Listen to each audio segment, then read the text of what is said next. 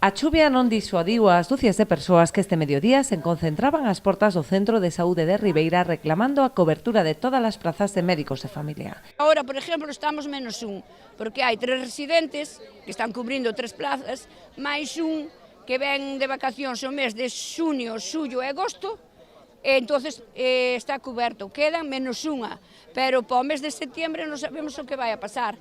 Por eso se está decidindo que fagamos unha convocatoria en Santiago para ver se nos atende o Conselleiro de Sanidade para darnos unha solución ou outra, porque non podemos consentir que nos tempos en que estamos vivindo que non teñamos médico de familia.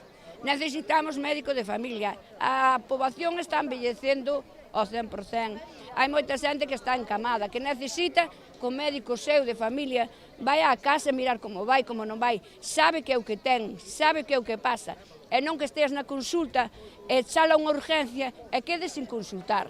Ademais das protestas, a Plataforma en Defensa da Sanidade Pública vende solicitar unha reunión urxente co Conselleiro, que se suma ás demandas formuladas xa en varias ocasións polo Concello de Ribeira. E que pido ao Conselleiro de Sanidade que tome máis neste asunto, que miren en que están fallando, porque están fallando na sanidade pública, e que se deixen de untar á privada e que unten que poñan contratos dignos á pública. Por iso tamén lle solicito ao Conselleiro de Sanidade que faga todo o posible para que este Centro de Saúde de Ribeira teña os médicos suficientes que poidan garantir a calidade asistencial. E ademais que están presentándose iniciativas no Parlamento galego que reiteradamente son rexeitadas polo Partido Popular, iniciativas en positivo que pretenden poñer máis recursos na atención primaria, que é a porta de entrada ao sistema sanitario galego, pois están unha e outra vez votando en contra.